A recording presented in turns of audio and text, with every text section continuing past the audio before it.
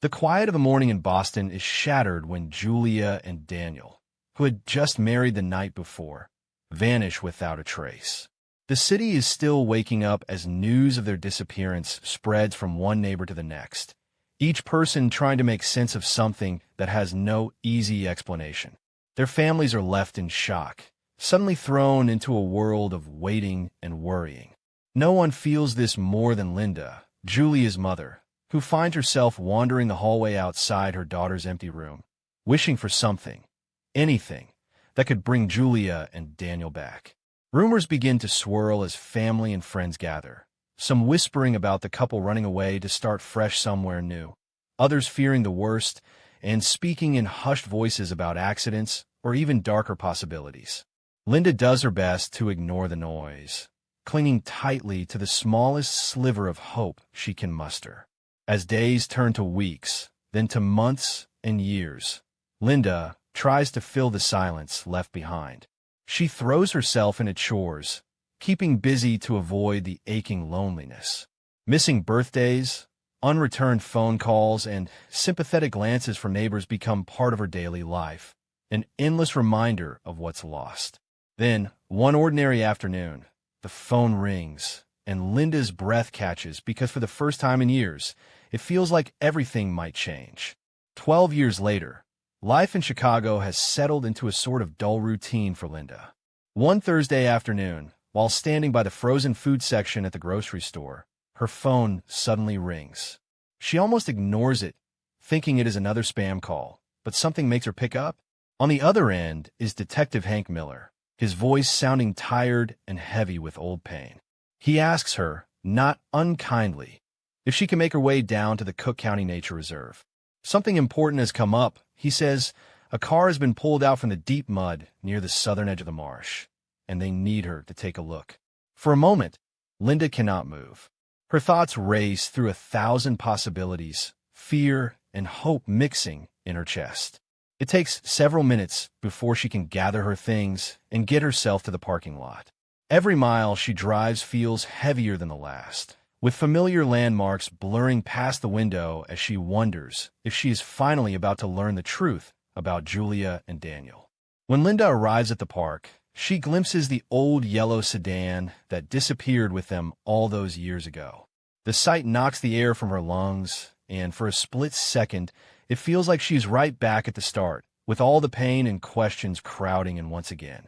At the edge of the marsh, police lights flash across the water as curious onlookers gather behind yellow tape. The yellow sedan, hauled out and dripping with mud, is set in the center of all the commotion. Officers and detectives crowd around, jotting down notes, snapping photos, while Linda and the family of Daniel, led by his father Richard, always a towering presence, stands silently nearby. The car looks nothing like it once did, but the faded bumper sticker and busted rearview mirror leave no doubt.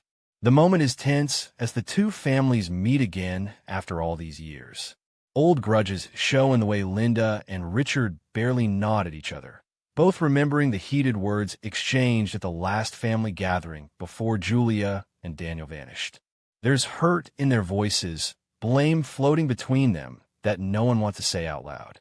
When the detective finally opens the doors, everyone leans in, bracing themselves. Inside, there are no remains, no sign of what happened. Just emptiness and a layer of dried mud. The only thing they find is a silver lighter wedged between the front seats. Linda recognizes it instantly. It's Daniel's, engraved with his initials.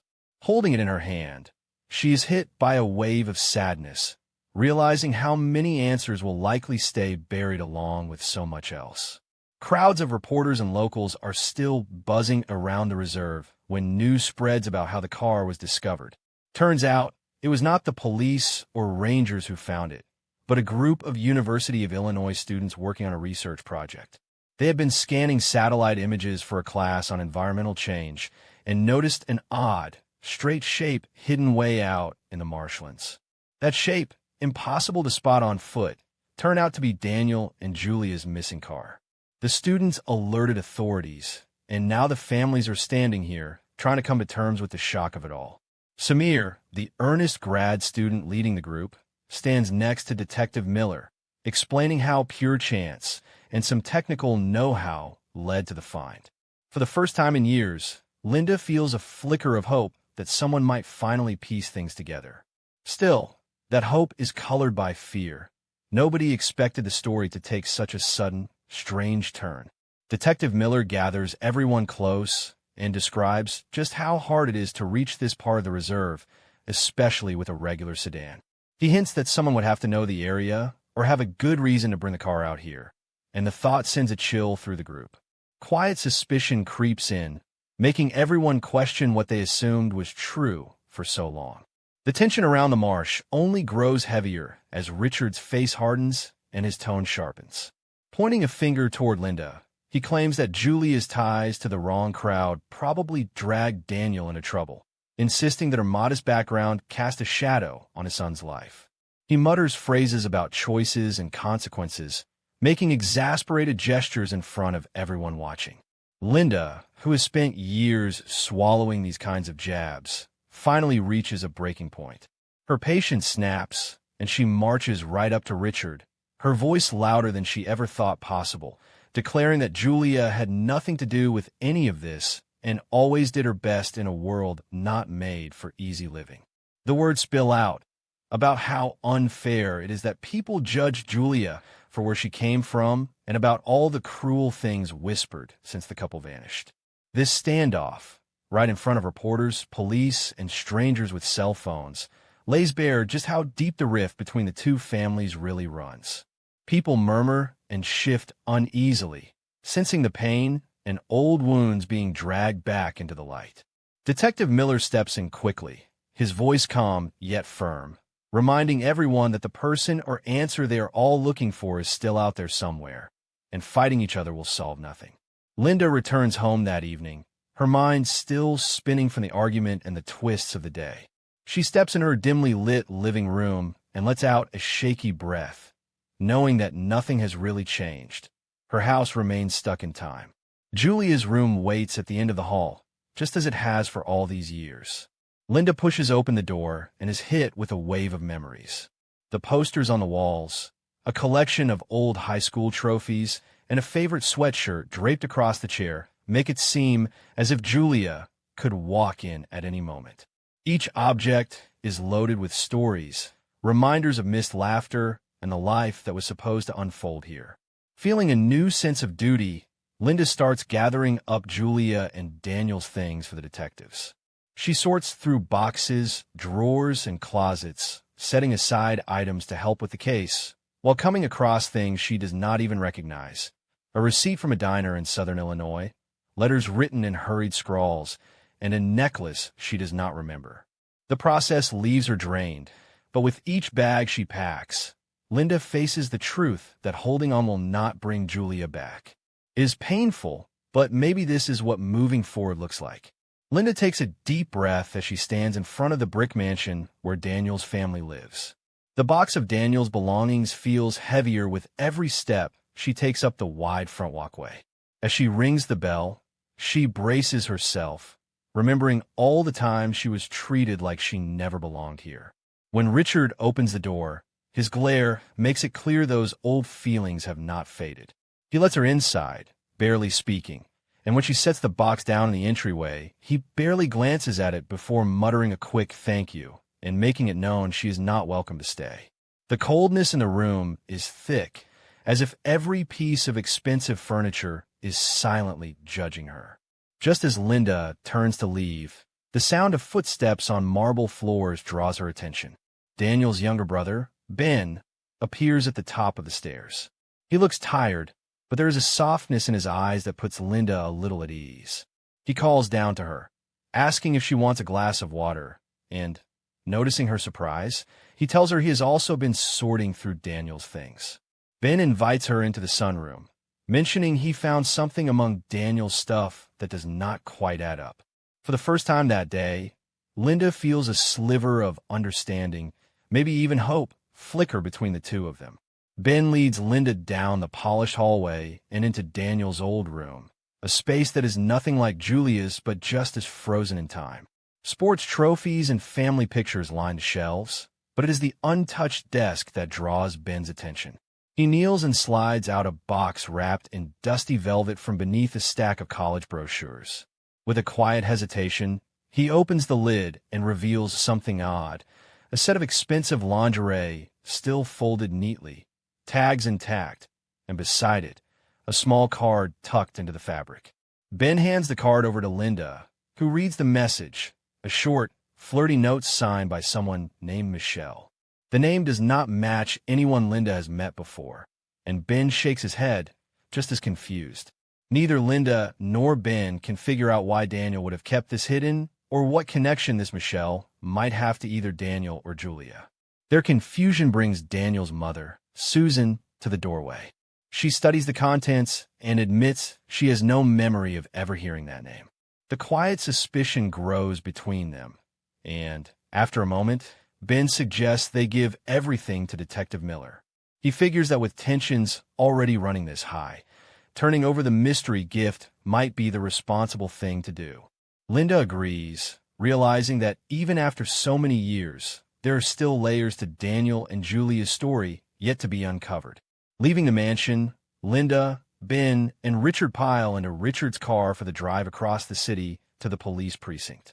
The trip is tense, with Richard trying hard to control the conversation.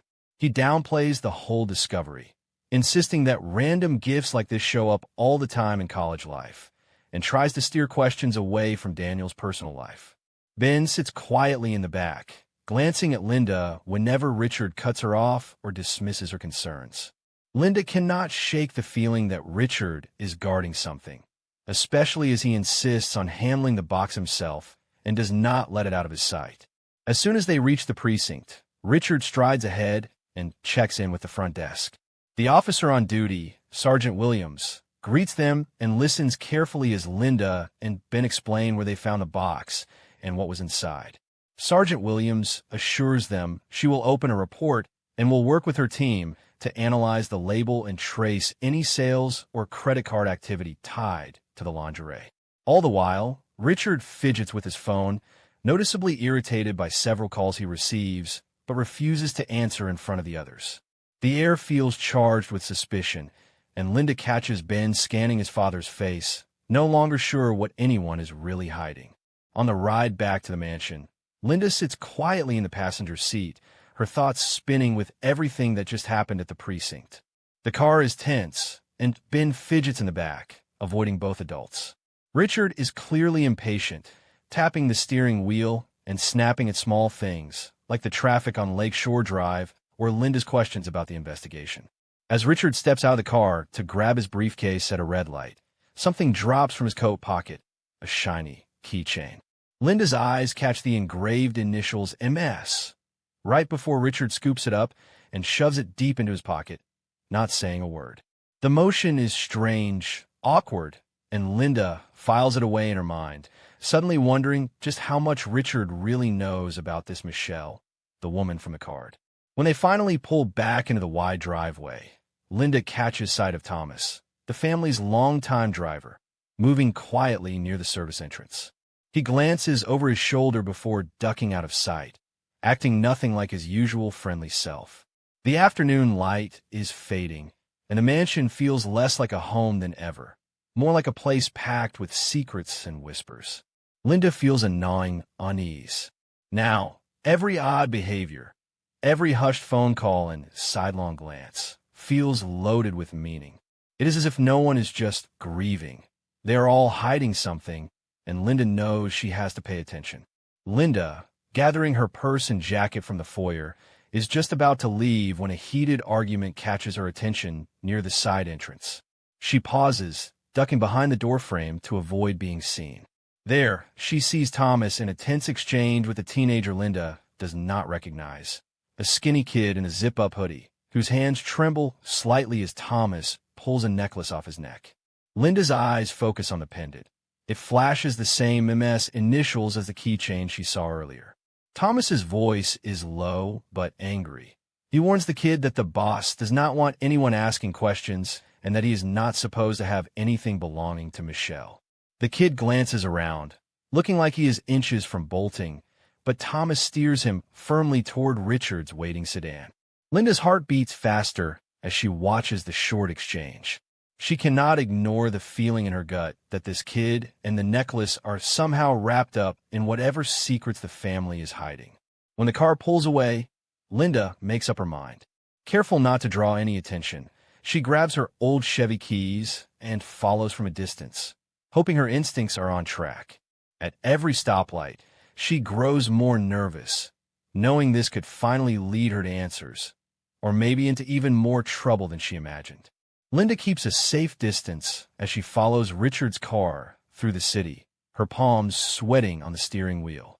She watches as Richard pulls into a lot behind the downtown offices of the Taylor Foundation, the same charity his family has run for decades, and a place Linda never had reason to visit.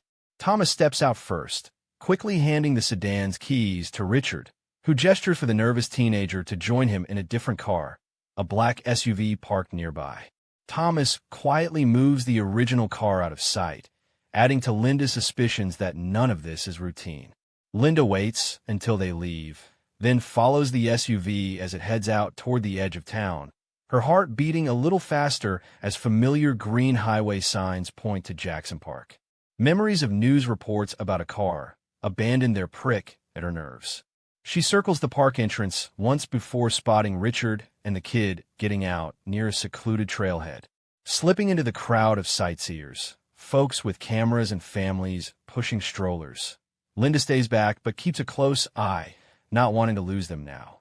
The trail winds away from the busier paths, quiet and a little wild. As Linda ducks behind a clump of short trees, every crunch of gravel underfoot sounds loud. The isolation makes every step feel more dangerous, but she tells herself to keep going. She knows whatever is about to unfold here could change everything.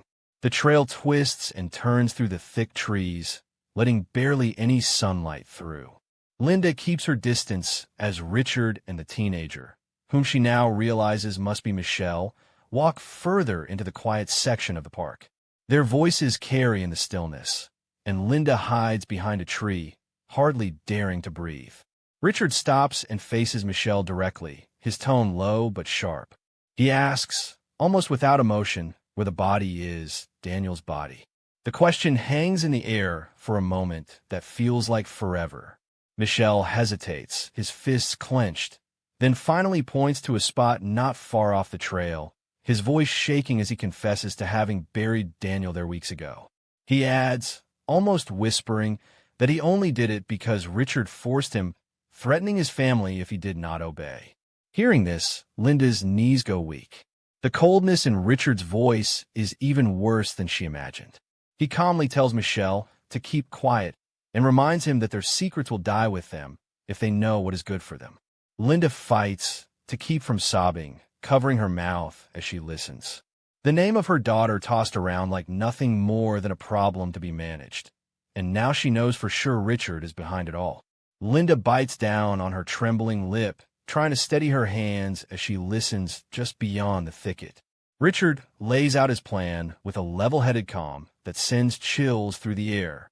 He tells Michelle that things will be easier for everyone if Michelle just tells the police it was all his idea, that no one else was involved, and promises a significant amount of money if he cooperates. Richard says if Michelle tries to back out or talk to anyone else, there will be consequences. He makes it very clear Michelle will not have a safe place to run. Michelle, outnumbered by fear and seeing no way out, agrees to go along. He even nods when Richard tells him to disappear for good, or else be ready to confess and serve the time, leaving Richard untouched. Linda feels anger growing in her stomach, swirling with pure panic. She realizes that if she does not do something, Richard's scheme will work, and her daughter's real story will die with Michelle's silence. She wills herself not to panic, promising that she will not let Richard get away with this. The time for being afraid is over. Linda knows she has to take a risk and step out of hiding if she wants the truth to come out. Linda waits until Richard and Michelle disappear down the trail, keeping her body pressed tight against a tree until their voices fade away completely. She knows her window is small, so she pulls out her phone, her fingers shaking as she dials Officer Jackson's number. The signal is bad out in the trees, but she manages to get through, practically whispering what she witnessed: Richard's threats, Michelle's confession, and most importantly, the exact spot Daniel was buried. Jackson's voice crackles in and out, urging her to stay put if she can and promising to send officers right away. Even with her fear clawing at her, Linda feels a small surge of hope. The urge to flee is strong. She imagines Richard turning back and finding her there alone, but justice means more right now. She tells herself over and over that the truth has to come out no matter what. Her heart pounds as she moves cautiously back along the narrow path, every snap of a branch making her jump. Every footstep fights tired legs and a racing mind. She stares straight ahead, determined not to look back, convinced the risk she just took might finally bring peace for her daughter and an end to Richard's lies. Linda comes out of the trees and steps into the parking lot, feeling a mix of shock and relief. The place that was empty just an hour ago is now filled with red and blue flashing lights. Police see R's, unmarked sedans, and officers moving quickly with radios and clipboards. Right away, she spots Michelle handcuffed near a cruiser, head bowed and looking defeated. Richard stands a few feet away, arguing with anyone who will listen, his voice strained as he accuses Linda of harassment and comes up with story after story about why he and Michelle were even there in the first place. But Linda refuses to back down. She shouts over the confusion, repeating what she witnessed and how Richard threatened Michelle. She tells the detectives about Thomas, the family's driver, and how everyone seems involved in keeping the truth hidden. For the first time in what feels like years, someone really listens. Officer Jackson stands close, jotting down every detail. Tension tightens as the officers realize how serious this is. Jackson turns straight to Michelle and tells him it's time to point out exactly where Daniel was buried. With tears in his eyes, Michelle glances at Linda and then finally agrees, his voice barely above a whisper. Linda nearly collapses with relief as the search is set to begin, knowing the real story is about to come out. As the forensic team hurries off down the path with Michelle leading the way, Linda finds herself gently steered aside by an officer. She is brought to the back of one of the police SUVs, where another detective begins the formal process of collecting her statement. The bustle of search teams and the shouting of radio updates fade as she answers questions. Where she started following Richard, what she overheard in the woods, and every detail she noticed along the way. The minutes crawl by, and Linda keeps glancing at the trail, anxious to hear any news. The sun is dipping lower behind the tall trees, painting everything in gold and deep orange and making the parking lot feel strangely quiet despite all the activity. Suddenly, two familiar cars pull up. Angela and Mark, Daniel's parents, step out and look around, their faces tight with worry and hearts full of the same heavy hope that has carried Linda this far. They spot Linda and rush over, but words do not come. Instead, they stand together, not touching but close enough to feel the support in each other's presence. The silence between them says more than any conversation could. All three know that whatever the outcome, the answers tonight might finally explain the heartbreak they have lived with for so long. As the last bit of sunlight slips behind the trees, news comes back from the search team. One of the officers quietly confirms what everyone feared but needed to hear. Human remains have been found right where Michelle said they would be. The weight of those words hits Mark like a punch, and he cannot stop the tears from streaming down his face.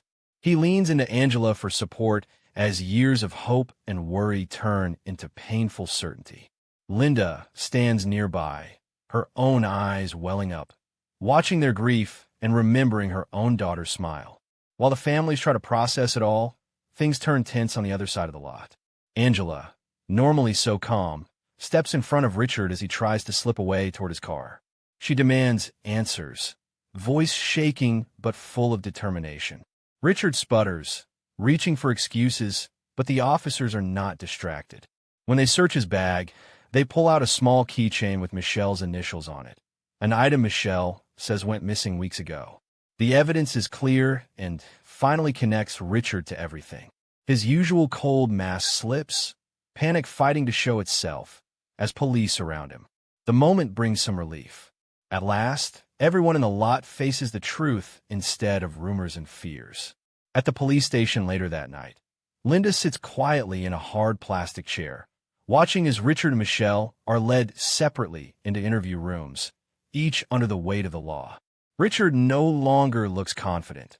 Now his face is pasty and distant, his eyes darting around the bright hallway. Michelle, exhausted and defeated, slumps as officers escort him down the corridor. As the scene unfolds, Thomas, the family's longtime driver, suddenly arrives in handcuffs. It only takes a few words from Michelle, who no longer feels any loyalty, for the story to tumble out completely.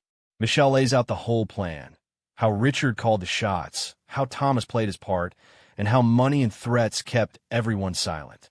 The detectives quietly listen, taking down the details one by one. When Linda's turn arrives, she is nervous but more determined than ever.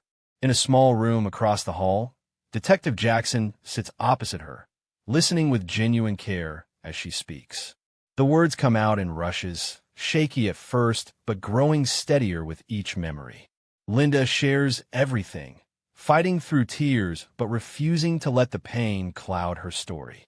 Jackson nods throughout, promising that after all these years, Linda's voice will be heard and justice will finally be served. Michelle's confession lays everything bare. Sitting under the harsh lights, he describes how Richard had planned it all to keep Julia from marrying Ethan, simply because Ethan came from a modest background and did not fit what Richard wanted for his family. Michelle describes the money that changed hands, the way Thomas was dragged into the plan, and how Richard urged everyone to lie and cover things up when Julia and Ethan ended up dead. It was supposed to be just a warning to scare Ethan away, but things spiraled out of control fast, leading to a double tragedy and the desperate hiding of their bodies. Hearing all this is almost too much for Linda and Mark. At the station, they find quiet comfort in each other's presence. They do not speak much, but their shared grief is eased a bit by the knowledge that Julia and Ethan's stories have finally come out. With the truth finally in the open, Linda and Mark are able to start planning a real burial for their children, something that gives them a small sense of peace. The years of secrets and suspicion are finally over. Now, they have at least the closure to begin healing, carrying forward with the strength it took to face the truth.